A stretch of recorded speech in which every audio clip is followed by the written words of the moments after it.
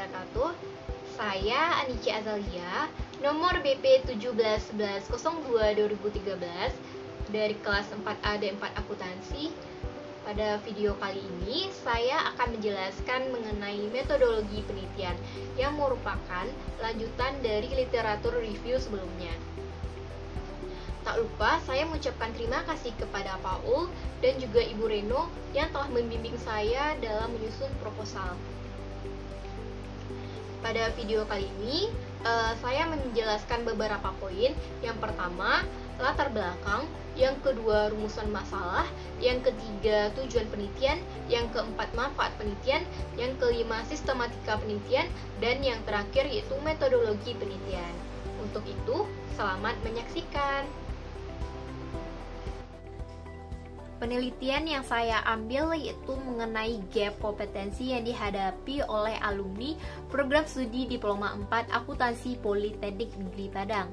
Latar belakang dari penelitian ini yaitu pada tahun 1997 disepakatilah sebuah kesepakatan yang dikenal dengan ASEAN Vision 2020 pada KTT ASEAN yang dilaksanakan di Kuala Lumpur, Malaysia.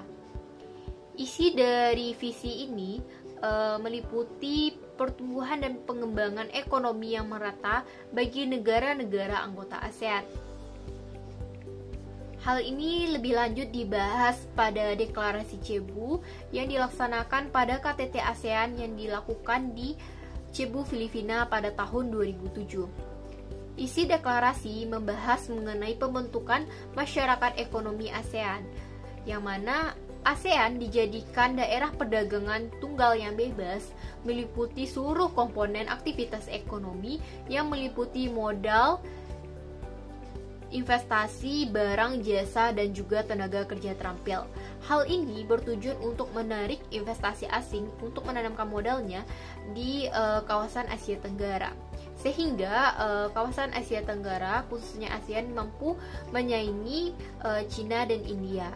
Karena dengan investasi asing yang ditanamkan di kawasan Asia Tenggara sehingga memperluas lapangan pekerjaan dan juga dapat meningkatkan kesejahteraan bagi negara-negara tersebut. Pengimplementasian MEA yang awalnya disepakati pada tahun 2020 dimajukan menjadi tahun 2015 karena hal ini terjadi perubahan ekonomi global yang sangat fluktuatif. Bentuk pengimplementasian MEA di tahun 2015 ini ditandai dengan penandatanganan sebuah kontrak tertulis oleh negara-negara anggota ASEAN yang dikenal dengan Mutual Recognition Agreement atau MRA. MRA ini membahas mengenai harmonisasi standar jasa di 8 bidang pekerjaan dan juga mengatur arus bebas dari tenaga kerja terampil tersebut yang meliputi dokter gigi, perawat, arsitek, insinyur, surveyor, akuntan, dan juga tour guide. Hal ini menjadi tantangan bagi negara-negara anggota ASEAN dan juga negara Indonesia untuk mempersiapkan sumber daya manusia yang berkualitas dan mampu bersaing. Sumber daya manusia yang berkualitas di sini maksudnya adalah manusia yang memiliki kompetensi, ilmu pengetahuan, dan teknologi dan mampu menciptakan sesuatu yang unggul. Menurut Badan Pusat Statistik Indonesia, penyerapan tenaga kerja negara Indonesia masih didominasi oleh tenaga kerja berpendidikan rendah sebanyak 38,89%, di mana dapat dikatakan struktur tenaga kerja Indonesia masih didominasi oleh tenaga kerja yang kurang terdidik, yang memiliki produktivitas serta penguasaan terhadap kompetensi yang masih rendah dibandingkan dengan negara-negara Asia Tenggara lainnya. Hal ini dibuktikan dengan indeks modal manusia Indonesia yang menduduki posisi ke-6 dibandingkan dengan negara-negara anggota ASEAN lainnya atau negara-negara Asia Tenggara. Jadi, pentingnya negara Indonesia untuk mempersiapkan sumber daya manusia yang berkualitas agar tenaga kerja di asing tidak mengambil kesempatan bekerja di bidang tersebut. Perguruan tinggi memiliki peran yang cukup besar untuk mencetak lulusan atau sumber daya manusia yang berkualitas, khususnya di 8 bidang pekerjaan yang dicantumkan dalam MRA tadi. Salah satu perguruan tinggi yang dapat menjawab tantangan tersebut adalah Politeknik. Kenapa demikian? Karena filosofi dari pengajaran sistem pendidikan vokasional yang lebih menekankan pada penguasaan hard skill dan soft skill dari lulusannya. Sehingga lulusan dari Politeknik lebih memiliki daya saing yang tinggi untuk mendapatkan pekerjaan, karena mereka juga dididik untuk memiliki jiwa wirausaha, berbudaya, berwawasan lingkungan, serta mampu bersaing. Politeknik Negeri Padang merupakan salah satu dari 17 politeknik pertama yang didirikan pada tahun 1997, di mana diharapkan mampu menciptakan lulusan yang kompeten, profesional, dan mandiri yang mengutamakan sikap, pengetahuan, dan juga keterampilan. Politeknik Negeri Padang proporsi dari sistem pendidikannya yaitu 60% praktik dan 40% teori, yang mana penerapan sistem praktik ini sudah disesuaikan dengan kebutuhan dari si pengguna lulusan. Kurikulum yang disusunnya telah disesuaikan dengan kompetensi yang diharapkan dan juga disesuaikan dengan kerangka kualifikasi nasional atau KKNI yang telah mengacu kepada regulasi pendidikan yang berlaku pada saat ini. Jurusan akuntansi merupakan salah satu jurusan yang ada di Politeknik yang mencetak lulusan tenaga kerja terampil, yaitu seperti akuntan, yang dimana profesi akuntan yang memiliki peran aktif dalam dunia bisnis yang tidak terlepas dari perubahan lingkungan bisnis dan juga ekonomi. Lulusan akuntansi yang memiliki peran untuk memberikan jasa profesional yang dimilikinya perlu memperhatikan keterampilan dan atribut apa yang harus mereka miliki untuk sebagai modal bersaing di pasar dunia kerja, di mana lulusan akuntansi harus mampu menyediakan informasi yang dibutuhkan oleh stakeholder yang berhubungan dengan laporan keuangan sesuai dengan kualitas dari informasi laporan keuangan tersebut, seperti yang diamanatkan dari SVAC 2, yaitu informasinya harus relevan, andal, daya banding, konsisten, materialitas, dan juga tidak menyesatkan pengguna dari laporan keuangan tersebut. Dilihat dari literatur terdahulu, seperti dalam penelitian yang dilakukan oleh Singh dan Singh di tahun 2008 yang menyatakan bahwa dunia usaha dan industri menilai bahwa rata-rata lulusan akuntansi masih belum sesuai dengan harapan pemberi kerja. Hal ini sesuai juga dengan penelitian yang dilakukan oleh Kavanagh dan Drennan di tahun 2008, yang mana dinyatakan bahwa dunia usaha mengharapkan pemahaman tentang keterampilan akuntansi yang lebih baik dan juga keterampilan analisis yang kuat dari mahasiswa, dan juga mengharapkan pengetahuan yang lebih mendalam mengenai dunia nyata. Dunia nyata di sini maksudnya adalah dunia kerja yang ada. Hal ini juga sesuai dengan penelitian yang dilakukan oleh Tompon et al. Di tahun 2012 yang menyatakan bahwa keterampilan umum dari lulusan akuntansi yang belum sesuai dan pentingnya untuk ditingkatkan. Dan juga penelitian yang dilakukan oleh Abayadira dan juga Watli di tahun 2014 menyatakan bahwa keterampilan umum yang tidak dicapai atau tidak dimiliki oleh lulusan akuntansi. Sehingga saya selaku peneliti ingin mengetahui apakah adanya gap kompetensi yang dihadapi oleh alumni program studi Diploma 4 Akuntansi Politeknik Negeri Padang. Apakah kompetensi yang mereka miliki sesuai atau tidak dengan harapan pemberi kerja. Selanjutnya itu rumusan masalah. Rumusan masalah dari penelitian saya yaitu yang pertama, kompetensi apakah yang dianggap oleh lulusan akuntansi sebagai prioritas utama yang dibutuhkan di dunia kerja. Dan yang kedua, yaitu kompetensi apakah yang dianggap oleh lulusan akuntansi sebagai kompetensi yang dikembangkan oleh program studi Diploma 4 Akuntansi. Selanjutnya yaitu tujuan dari penelitian saya yaitu untuk menganalisis kompetensi yang dibutuhkan lulusan akuntansi di dunia kerja untuk kesuksesan karir mereka. Dan yang kedua, yaitu untuk menganalisis tingkat kompetensi lulusan yang telah dikembangkan pada program studi Diploma 4 Akuntansi Politeknik Negeri Padang. Lalu, apa manfaat dan kontribusi dari penelitian yang saya lakukan? Yaitu dapat kita lihat dari beberapa dampaknya atau manfaatnya.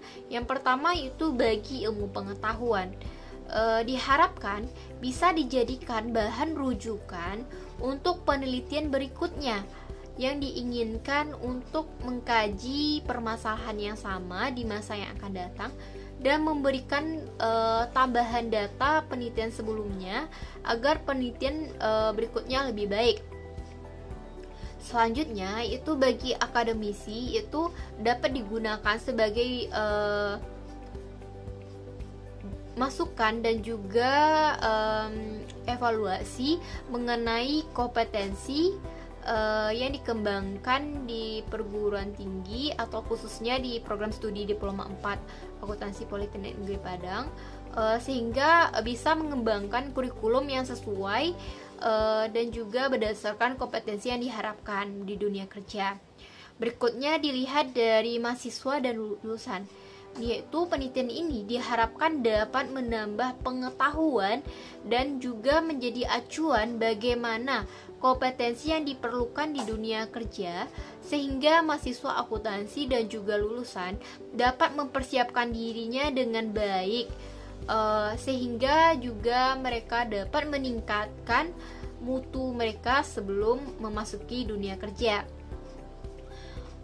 Bagi pengguna lulusan diharapkan hal ini dapat memberikan cerminan mengenai pola pikir lulusan akuntansi dan bagaimana semestinya mereka harus bersikap.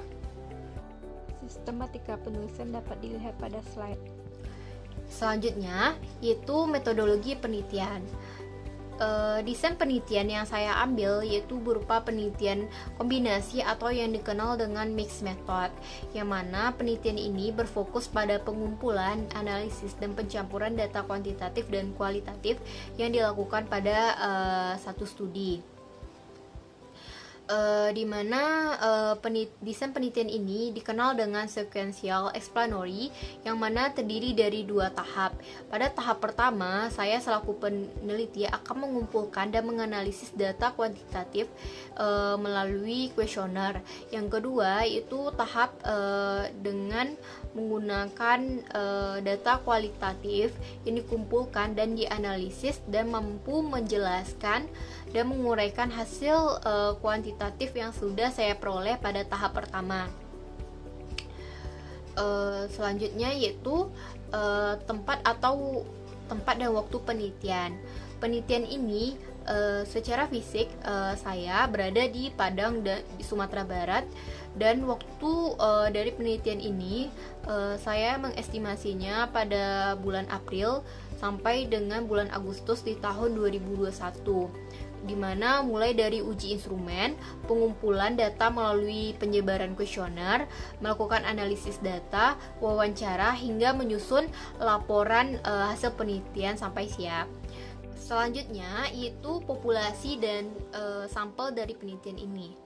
Populasi merupakan daerah generalisasi yang terdiri atas objek atau subjek yang memiliki kualitas serta karakteristik tertentu yang ditetapkan oleh peneliti untuk dipelajari, dan setelah itu ditarik kesimpulannya.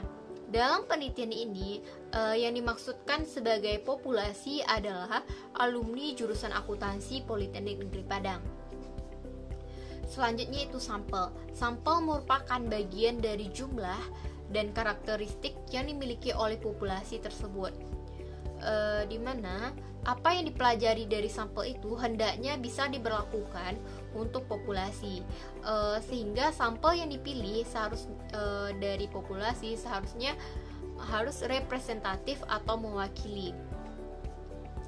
Teknik penyampaian dari penelitian saya itu menggunakan purposive sampling, yang mana rancangan dari pengambilan sampel non probabilitas, di mana informasi yang diperlukan harus dikumpulkan dari kelompok orang atau khusus spesifik berdasarkan beberapa dasar pertimbangan. Kriteria dari teknik penyampaian yang saya ambil, yang pertama itu alumni program studi Diploma 4 Akuntansi Politeknik Negeri Padang yang tahun kelulusannya pada tahun 2013 sampai dengan tahun 2020, dan mereka sudah bekerja. Selanjutnya yaitu operasionalisasi variabel penelitian, yang mana berarti pendefinisian serangkaian variabel yang digunakan untuk penelitian.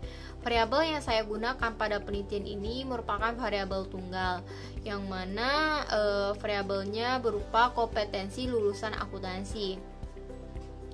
Yang pertama kita lihat dari kompetensi yang diukur berdasarkan referensi penelitian terdahulu yang telah dianalisis sebelumnya.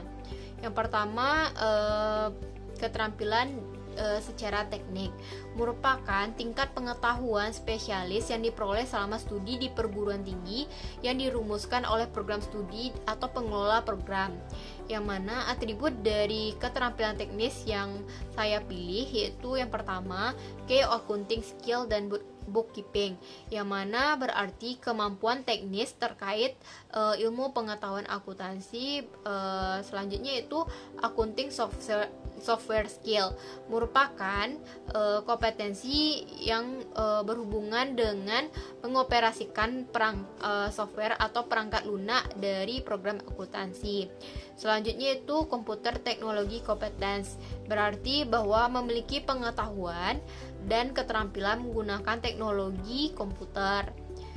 Keterampilan kelompok kedua yaitu generic skill atau keterampilan umum, yaitu keterampilan yang pertama itu berhubungan dengan intellectual skill. Yang pertama itu dalam hal analytical. Analytical berarti kompetensi yang mengidentifikasi, menemukan, mengevaluasi, mengorganisasikan informasi yang diterima. Yang kedua yaitu critical thinking. Critical thinking berarti kemampuan berpikir secara kritis, memahami persoalan dan membuat penilaian-penilaian yang dapat dinalar.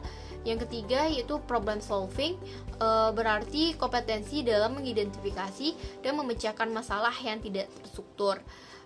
Keterampilan generik yang kedua yaitu personal skill, yang meliputi yang pertama flexibility, merupakan kemampuan yang berhubungan dengan beradaptasi dan juga dapat bekerja secara efektif dalam situasi yang berbeda dan berbagai individu maupun kelompok. Selanjutnya itu continuous learning, yang berarti pembelajaran secara berkelanjutan. Maksudnya di sini adalah adanya komitmen untuk mau belajar secara berkelanjutan dan berusaha menginvestasikan waktu untuk mempelajari suatu keahlian. Berikutnya itu time management. Time management berarti kemampuan dalam mengalokasikan waktu untuk mengerjakan sesuatu. Dan berikutnya itu self motivated, yaitu berupa dorongan dan keyakinan yang berasal dari sendiri untuk melakukan sesuatu, misalnya keinginan untuk sukses. Berikutnya itu work ethic, attitude, dan value, yaitu berupa nilai kerja, attitude, dan juga perilaku yang berupa individu harus mampu bekerja dengan penuh tanggung jawab secara moral dan juga hukum serta nilai yang berlaku. Tenacity merupakan kegigihan dan ketekunan seseorang untuk menyelesaikan sesuatu. Self-confidence merupakan bentuk kepercayaan diri dan menghargai diri dan juga merasa layak terhadap diri sendiri. Keterampilan generik yang ketiga yaitu interpersonal skill, yaitu meliputi oral skill dan juga written skill, merupakan kompetensi berkomunikasi efektif dalam menyampaikan informasi baik secara lisan maupun secara tulisan. Selanjutnya itu fluency in English language, yaitu memiliki kemampuan bahasa Inggris yang baik secara lisan maupun tulisan. Selanjutnya itu leadership, yaitu merupakan kompetensi yang mampu memimpin, menginspirasi dan memotivasi serta mengorganisasi orang lain untuk mencapai suatu hasil yang diinginkan. Decision making merupakan kemampuan untuk mengambil keputusan dan mencari solusi alternatif dalam suatu permasalahan. Listening, yaitu memiliki kemampuan dalam mendengar secara efektif untuk mendapatkan informasi. Teamwork merupakan kemampuan untuk bekerja sama dengan orang lain untuk mencapai tujuan bersama. Jadi ada 20 butir pertanyaan yang akan ditanyakan pada berikutnya. Selanjutnya itu teknik pengumpulan data. Teknik pengumpulan data pada penelitian ini yang pertama seperti yang sudah saya jelaskan, yaitu dengan mengumpulkan data kuantitatif menggunakan kuesioner, sedangkan setelah dianalisis lalu dilakukan wawancara. Selanjutnya yaitu instrumen penelitian. Instrumen penelitian yang pertama menanyakan pertanyaan demografis meliputi nama, usia, jenis kelamin, tahun kelulusan, bekerja atau tidak, misalnya dia bekerja, apa bidang pekerjaannya, terus bagaimana skala perusahaan tempat dia bekerja. Terus yang kedua itu nama perusahaan, yang kedua itu mengharuskan dia si responden untuk menilai 20 keterampilan atau atribut mulai dari 1 sangat tidak penting dan sampai 5 sangat penting yang berhubungan dengan karir mereka di masa yang akan datang. Yang ketiga yaitu untuk meminta lulusan menuliskan 3 daftar keterampilan yang paling penting untuk kemajuan sukses mereka dalam berkarir. Selanjutnya yaitu pengujian instrumen penelitian. Pengujian instrumen penelitian perlu dilakukan untuk melihat apakah instrumen penelitian yang digunakan benar-benar dapat dipercaya dalam hal ketepatan data yang akan diperoleh. Yang pertama yaitu uji validitas. Validitas merupakan taraf keabsahan soal mengukur target yang akan diukur, di mana validitas pada instrumen penelitian yang akan saya lakukan ini menggunakan pengukuran validitas faktor dengan menggunakan person product moment, yang mana jika nilai person product momentnya kecil dari 0,05 maka nilainya signifikan dan dapat dikatakan bahwa butir pernyataan yang ada di kuesioner valid. Berikutnya yaitu uji reliabilitas. Uji ini merupakan untuk melihat tes atau seberapa konsisten alat ukur mengukur konsep apa yang ingin diukur, di mana reliabilitas ini berhubungan dengan stabilitas atau konsistensi dari pengukuran. Dalam penelitian ini saya menggunakan pengujian atau pendekatan internal konsistensi reliability menggunakan alpha Cronbach, yang mana yang mengidentifikasi hubungan antara item-item dalam instrumen penelitian. Apabila nilai yang didapatkan dari alpha Cornbart ini besar dari 0,6, dapat dikatakan bahwa variabel dalam penelitian atau instrumen yang digunakan reliable. Berikutnya yaitu metode analisis data yang saya gunakan. Yang pertama, tahap mengolah data kuantitatif yang dikumpulkan melalui kuesioner menggunakan statistik deskriptif, di mana dapat dilihat mean-nya, median, modus ataupun penyebaran data seperti rank, standar deviasi dan rank interkuartilnya. Namun statistik deskriptif yang lebih akan saya bahas yaitu menggunakan analisis univariat. Karena kenapa demikian? Karena variabel dalam penelitian ini bersifat variabel tunggal, sehingga penganalisisan data dapat dilakukan dengan menghasilkan distribusi atau persentase di setiap variabel dengan menggunakan frekuensi relatif persentase, di mana yang kita lihat perbedaan persentase dari masing-masing subvariabel yang digunakan dalam kuesioner.